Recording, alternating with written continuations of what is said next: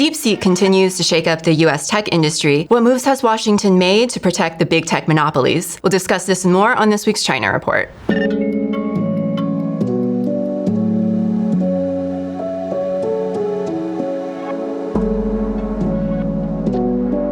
Welcome to the China Report, a news show produced in collaboration with Pivot to Peace.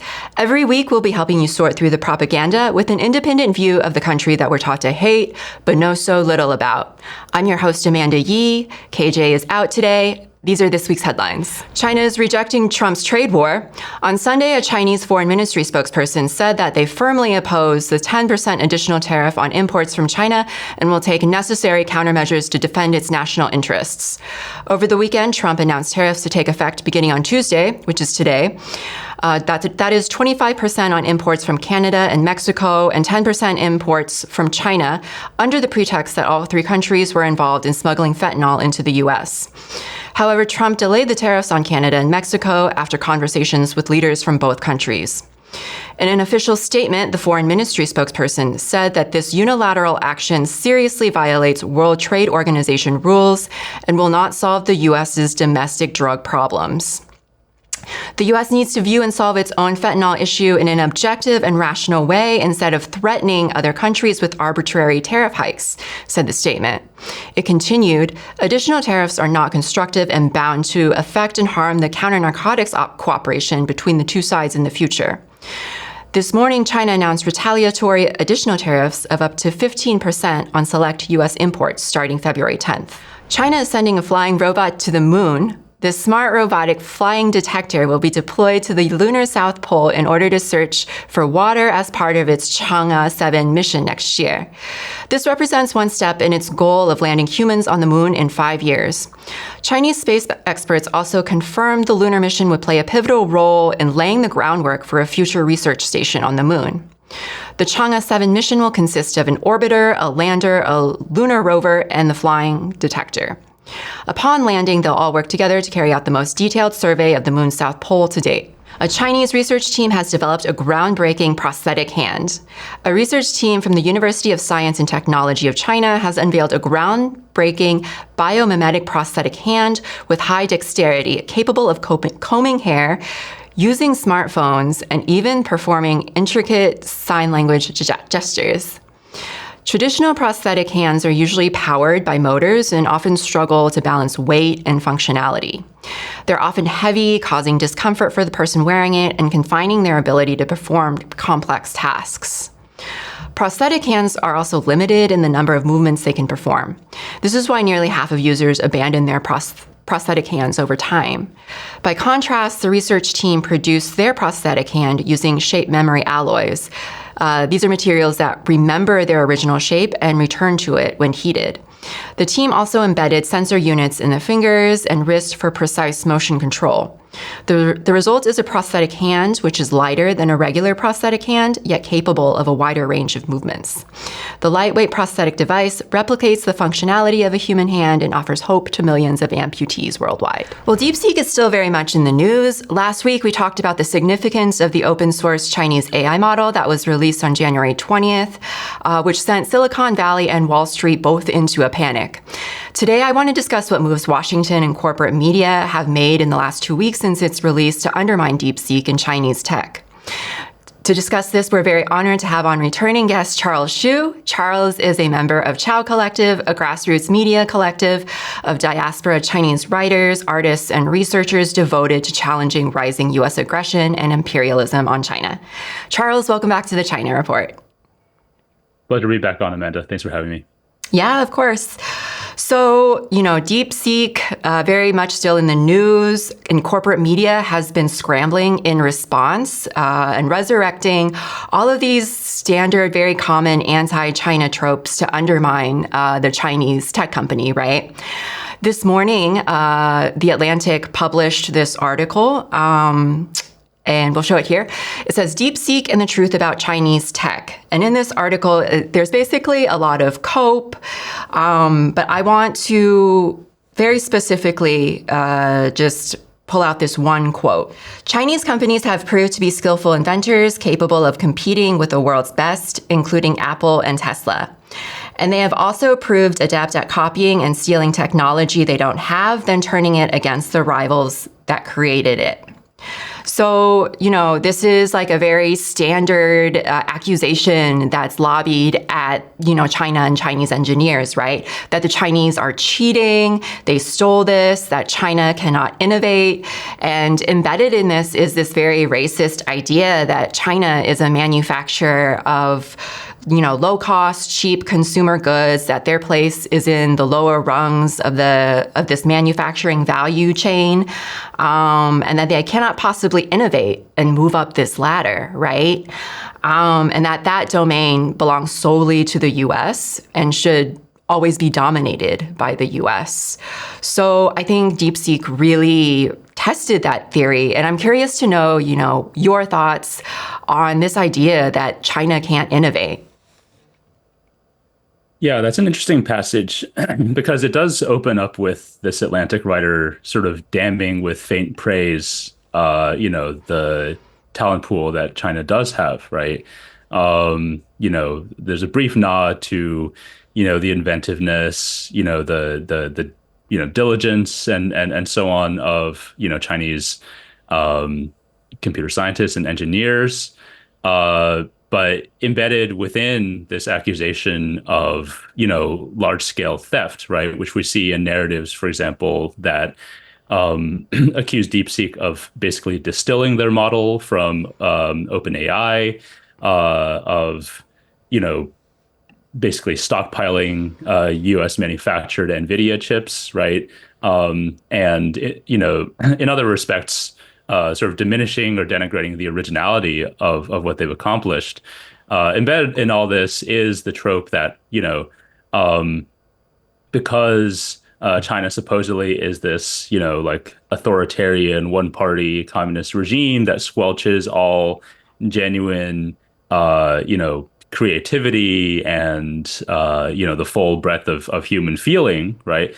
That therefore it is actually incapable of genuine originality and invention, and that the only or the root cause of it's undeniable at this point technological progress is sort of a combination of mass theft from the West as well as a heavily like a really dehumanizing narrative about the almost sort of like robotic almost automaton like productivity of Chinese scientists, engineers, and workers.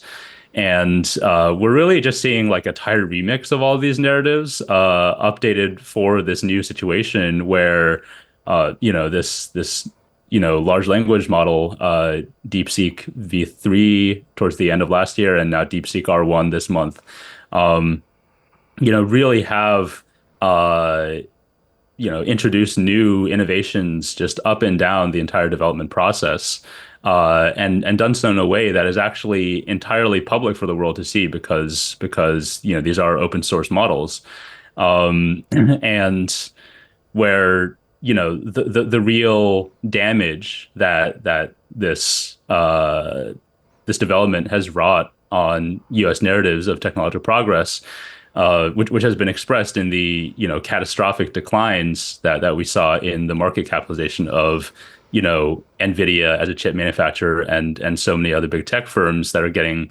that are monopolizing the sort of AI space in the United States, is precisely that it demolishes this idea that U.S. primacy founded on its monopoly status, its ability to marshal, such massive amounts of computing power to invest hundreds of billions of dollars and so on, that actually results in improvements in performance that scale at the same rate. That narrative now is conclusively demolished. And, the kind of cope that we're seeing now really is an effort to claw something back, in terms of, the credibility of the entire paradigm that has governed the so-called AI industry, particularly here in the United States for, the last however many years. Yeah, two things that you said that I want to further discuss. You talk about COPE, and there was this Financial Times article that was released not long after DeepSeek R1 was released. And it says, with DeepSeek, China innovates and the U.S. imitates. And from this article, the writer says, DeepSeek has punctured the hubris of the U.S. tech oligarchs. It has intensified global competition and will accelerate the adoption of AI tools. Temporarily, this could be a case of China innovating and the U.S. imitating. But is it just a spectacular blip or the start of a long-term trend? So, in this short passage, you can feel the anxiety of Washington and the big tech CEOs, like really unsure, like really scared that this is part of a longer trend of, Chinese dominance in AI.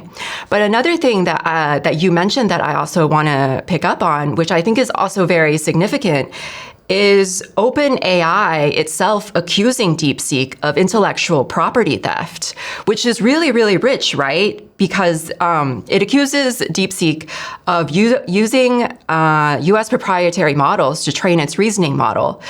But with OpenAI, they scrub the entirety of, the existing internet to train its models, irrespective of any kind of copyright agreements, right? So I was just wondering if you could speak a little bit more on that. I mean, honestly, you put it perfectly. I don't know if I have too much to add to that. It's tremendously hypocritical. But what it does go to show at some level, I think, is this unquestioned assumption, right, that this entire corpus of information and disinformation, right, which is something we can get into later, that is accumulated on the internet, should be, by right, arrogated as the, effective property of particularly, U.S. monopoly firms, right? Which OpenAI, despite its, initial pretensions to be something different, now basically is an arm of one, right? Due to its acquisition by Microsoft. So yeah, like their position essentially is that, they do have a right to monopolize this commons, right? To use it, to train their own models with no oversight whatsoever in an entirely closed and non-transparent way. But that, their own model, which they, put out there, supposedly for public use, at least in terms of its chat interface, then, becomes something that particularly, DeepSeek and other firms from the US's main, geopolitical competitor and technological rival, do not, by rights, have access to. So yeah, it's an extremely rich and hypocritical argument. I don't really have too much to add to what you already said, I think. Yeah, I mean, so the U.S. government is already moving to accuse DeepSeek of posing national security threats to Americans, right? It's a very similar narrative to TikTok. In this clip here is new White House press secretary under Trump, Caroline Leavitt, the other day. She said, speaking of DeepSeek, this is a wake-up call to the American AI industry. And she assured everyone that they were working to ensure American AI dominance, and even emphasizing that the president is confident that we will restore American dominance in AI. So, there have been moves to ban DeepSeek in the past couple of weeks. Texas issued an order to ban DeepSeek along with Xiaohongshu from government devices. U.S. federal agencies like the U.S. Navy, the Pentagon, U.S. Congress, NASA, they've banned all of their employees from downloading the app on their phone. But I guess this is so nakedly about ensuring Silicon Valley and the U.S. the US's own dominance and monopoly over tech and AI, right? And the tech CEOs are not, excuse me, and the tech CEOs are not shy about this. Peter Thiel has publicly stated his approval for monopolies. In 2014, he wrote an op-ed in the Wall Street Journal, basically basically saying that competition is for losers and that all companies should move toward monopoly.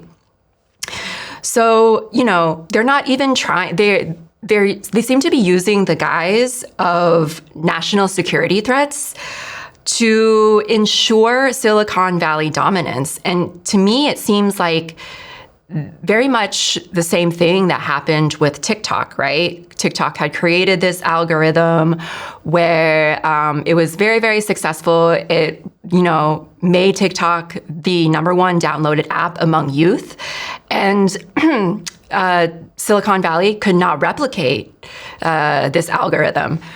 So what did they do? They enlisted the help of the U.S. government to try and ban the app, place further sanctions on China.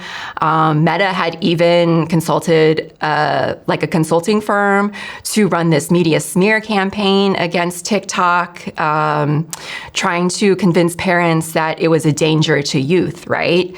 So to me, a lot of this panic seems to circulate around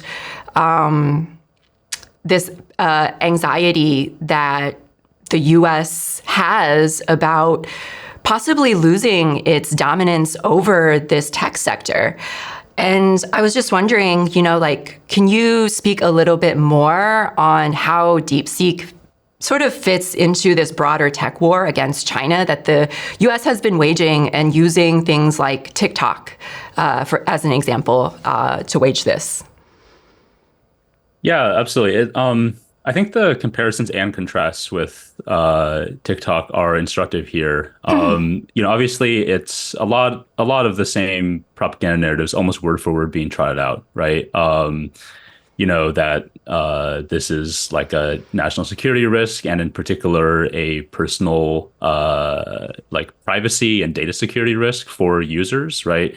Particularly American users, because their data supposedly is being harvested and sent to, the big bad CCP by both apps. That's one element of it. And that pretty much is copied word for word, right? In terms of the scaremongering around DeepSeek versus TikTok. But as you pointed out, when it comes to TikTok, the actual sort of underlying motivation, I guess, for these US-based monopolies, annoyance at TikTok's dominance comes from their proprietary algorithm, which, very much is not public for good reason, and which actually constitutes the main bone of contention in terms of US efforts to basically strong arm a sale of TikTok's US operations to a US buyer, because on the Chinese side, for very understandable reasons, that algorithm is understood, and is broadly understood by everyone, right, as really the core to TikTok's massive user base and its ability to retain it. And they're not, ByteDance is not going to give that up easily, and the Chinese state has also imposed, understandably, export controls on that.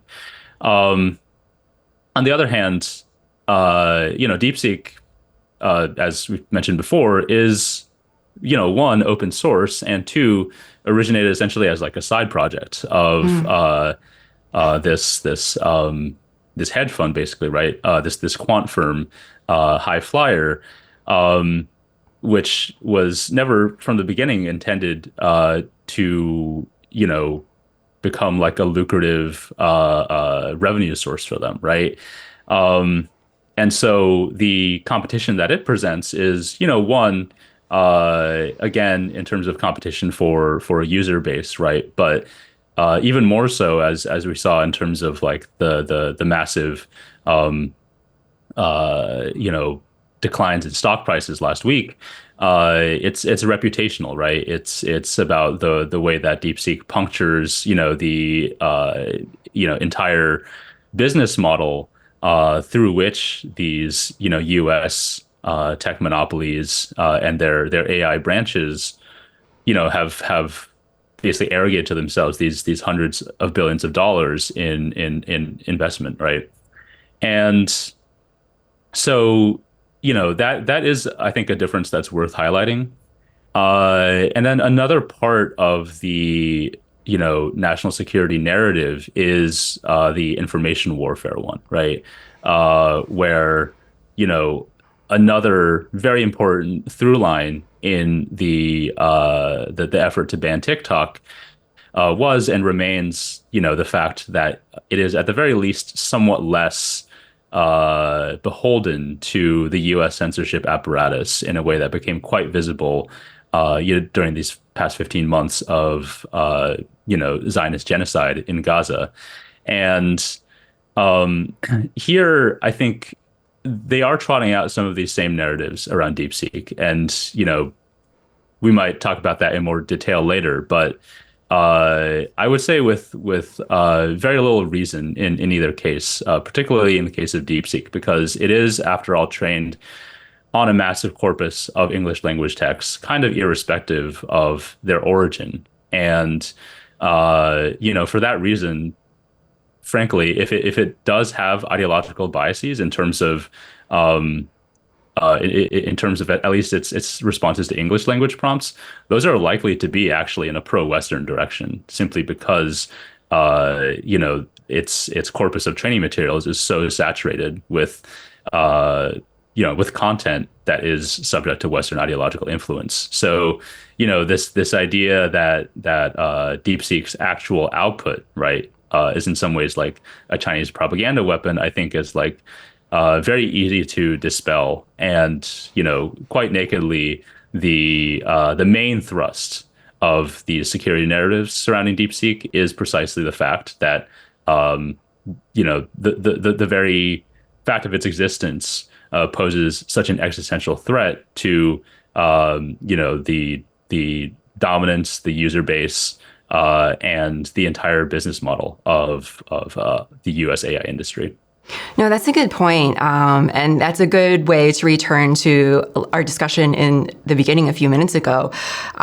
These accusations, another standard trope that the U.S. media has been lobbying at DeepSeek is these accusations that it censors certain content, accusations that it censors, for example, responses about Tiananmen Square, specifically like the June incident in 1989, censors responses about Taiwan, censors responses about Xinjiang. I also want to get your thoughts on this clip from Jon Stewart from The Daily Show. This was a segment that he did not long after the release of DeepSeek. And again, this is him denying Chinese innovation and, kind of bringing up the same tropes about human rights abuses in China as a result that led to DeepSeek's success. So if we can pull up that clip. What the I was promised a new era of American prosperity and greatness. What happened?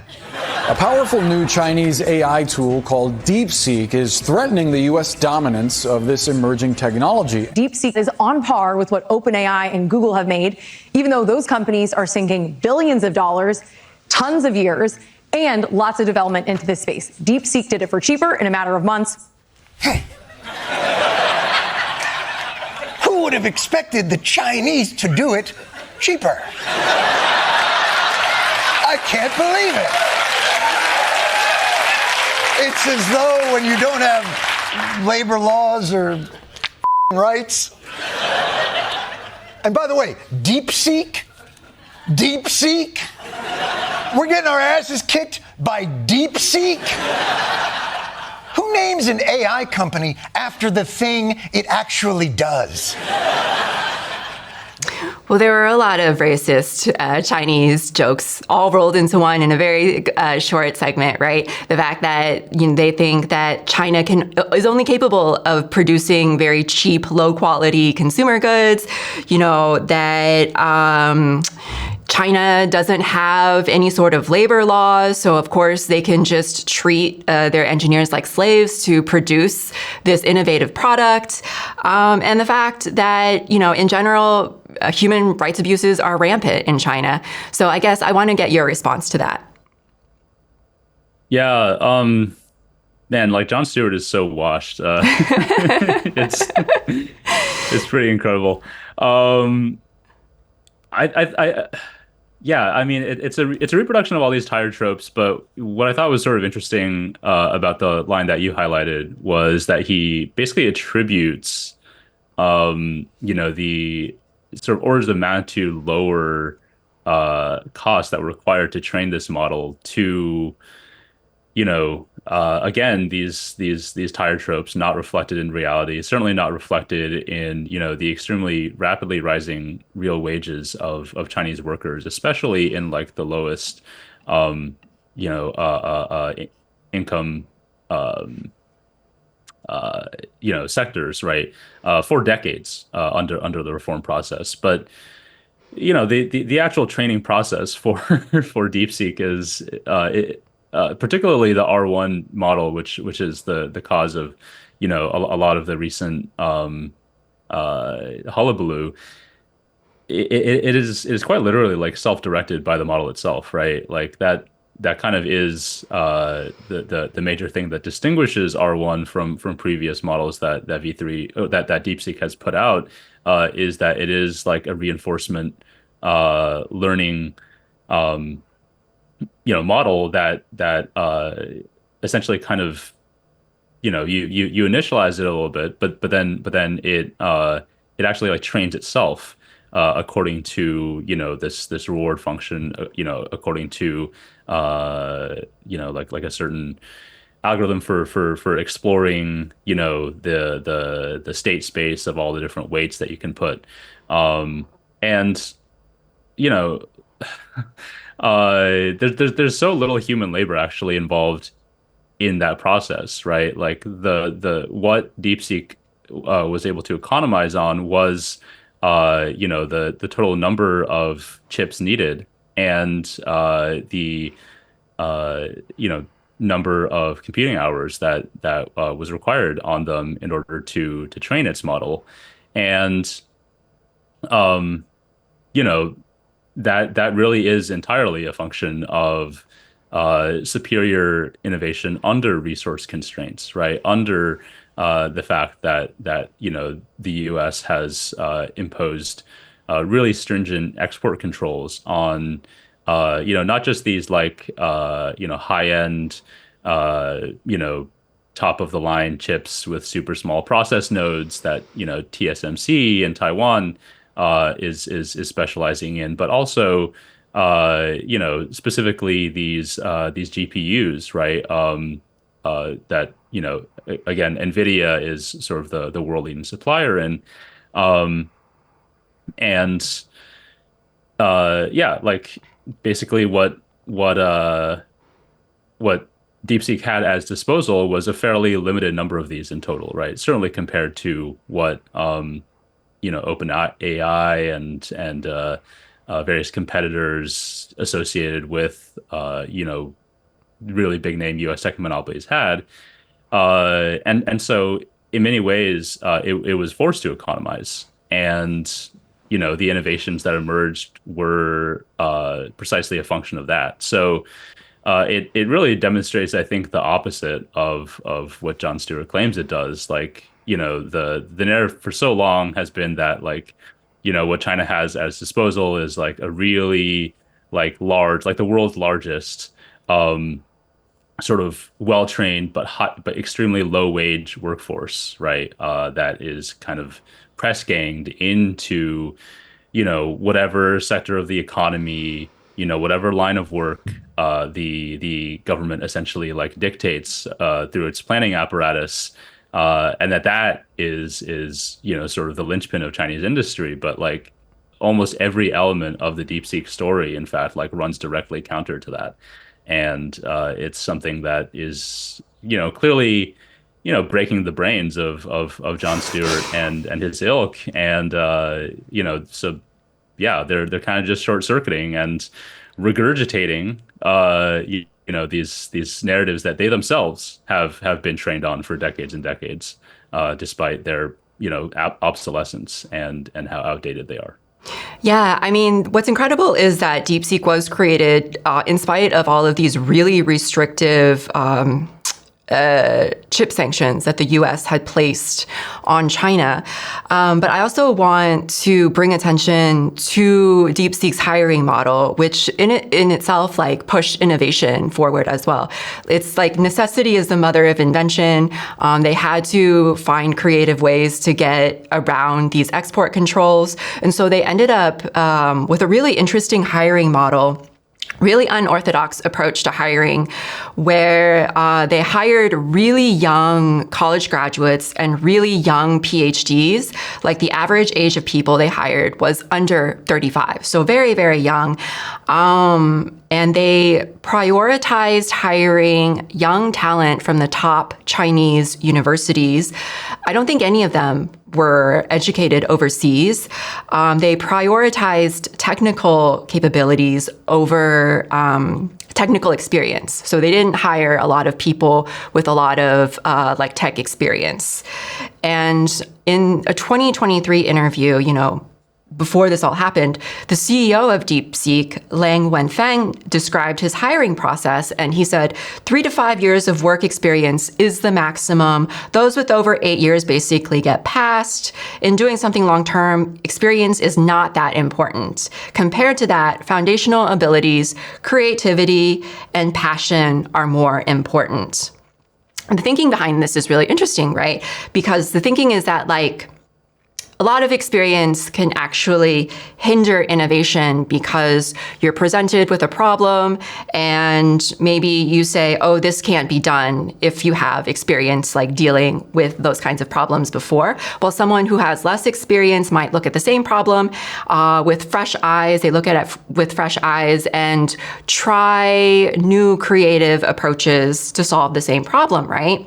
And he's also said that DeepSeek was more of a research lab than a for-profit institute. And so, this innovation, I think, we talk a lot about the chip sanctions, export controls, but it also has to do with the hiring of the staff itself, right? These people were given the space to explore and the freedom to make mistakes, right? And I think that was also what really pushed this innovation forward, advanced this innovation, and really amounted to the success of DeepSeek. Yeah, that's exactly right. Another thing that's striking about it is how much this actually amounts to an actualization,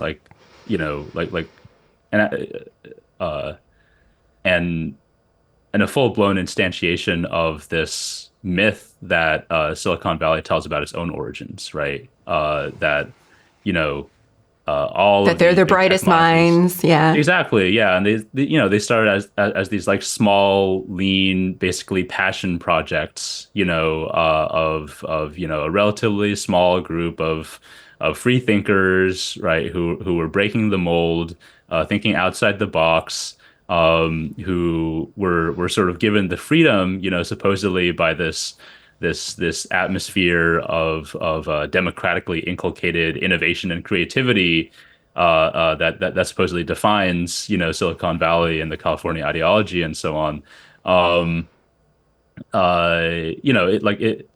Yeah, in order to innovate, right, and then to scale up from there, which. Yeah, it's striking to what degree, there is that parallel, I suppose, between what DeepSeek's actual hiring practice was, what, by all accounts, the actual ethos and working environment there have been like, and the myth that Silicon Valley tells about itself, even when, we can all see that it is absolutely dominated by these monopolistic behemoths, and, subject to the kind of groupthink that, leads to a consensus across the board that like the only way forward in terms of developing these models is to sort of brute force scale up the amount of computing power that can be marshaled, right?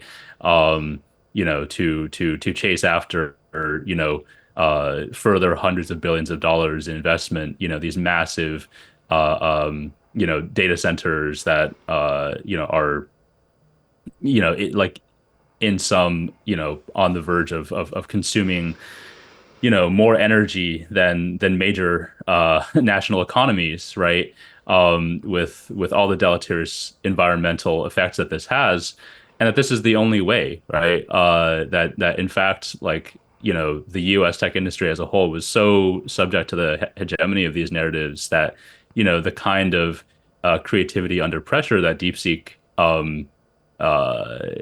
exhibited, was something that was, if anything, categorically discouraged and snuffed out. And by that token, if any of these firms had wanted even to adopt that hiring process, like many of the people that they would have been targeting would already be so inculcated in that ideology and in that model that it's very hard to imagine, either the material incentives or the subjective conditions being created in Silicon Valley for something like what DeepSeek did with the resources that it did. And that's I think that goes beyond, simply this pat narrative that like, oh, China is doing now what like Silicon Valley, what did in the past, right? Because that I think gives too much credit to this self-mythologizing narrative, which does in fact like leave out the crucial role of, the U.S. military industrial complex in seeding Silicon Valley, in like really dictating, its priorities, its sort of investment patterns and so on from the very beginning.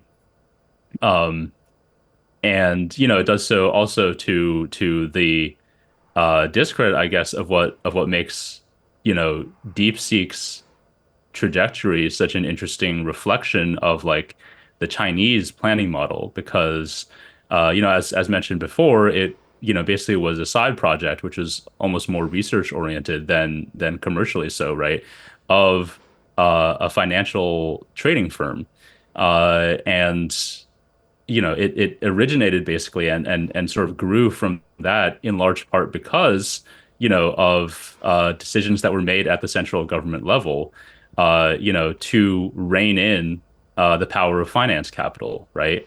And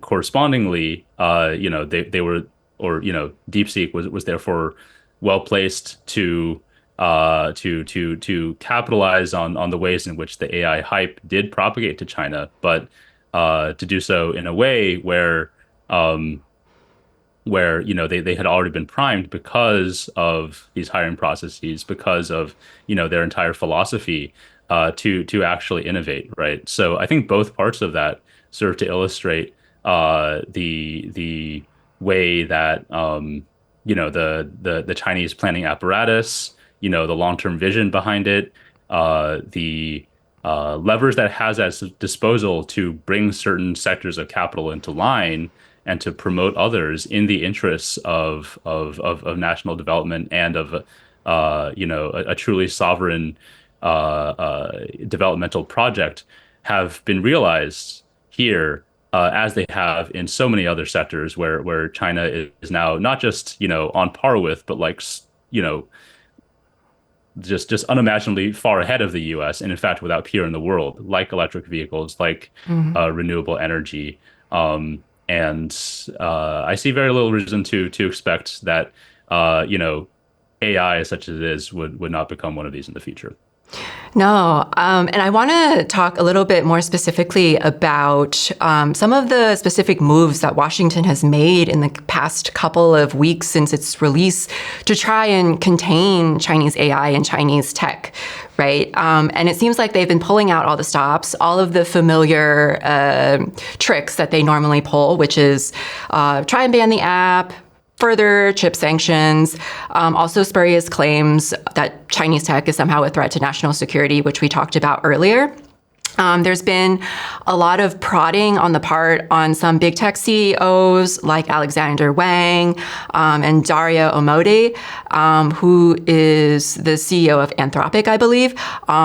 Both of them have called for further and more restrictive export controls on China to really try and restrict their access to these semiconductor chips. Another thing that they have tried to counter with is, Howard Lutnick at his Senate confirmation hearing for Commerce Secretary.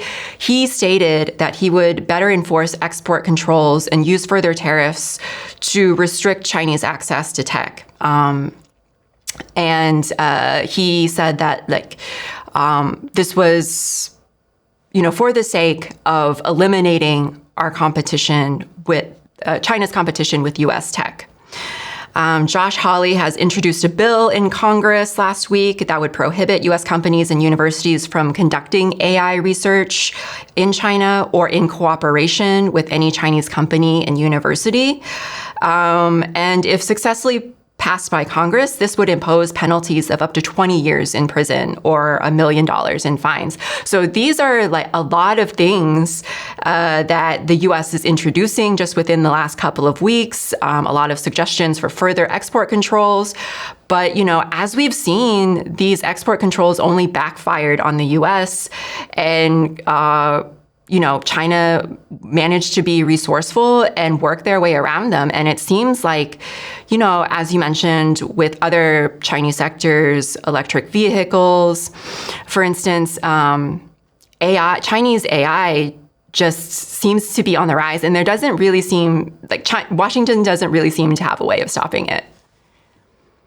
Yeah, what's really striking about this entire, toolkit that they're rolling out, which you laid out, so many different facets of, is that there's nothing original to it, right? They're falling back on the same failed strategies that they've tried to deploy in other sectors. The very fact of DeepSeek's existence shows the futility of export controls, right, on these GPU chips. DeepSeek quite plainly, already had what it needed to train their model. And by my understanding, that was a fraction, maybe like a fifth to a quarter of the NVIDIA H800 chips that their parent company has at its disposal, right? And that's just one company out of many. The Chinese, and that strategy also relies on this assumption that China's domestic semiconductor manufacturing capabilities will always remain as they are now, maybe like 2 to 4 years behind, where the U.S. and its vassals around the world are at collectively. This seems like a very unsafe assumption. That gap has been closing a lot more swiftly than many observers have anticipated. We saw this with the domestically produced 7-nanometer chips that Huawei's Mate 60 phone was shown to have all the way back in 2023. I don't think anyone would seriously bet against in this case like Huawei's Ascend chips, right? Being able to replace NVIDIA within a timescale of like a few years at most, given the impetus for it, right? There is, if anything, a trend in Chinese circles, at least, to actively desire further sanctions as a spur to innovation, right? And then when it comes to other facets of this, again, it's it's wholesale bans, it's sort of simultaneous efforts to de-link the U.S., not just in terms of, the hardware, involved, but actual people, right, from China in a way that's tremendously self-defeating, given,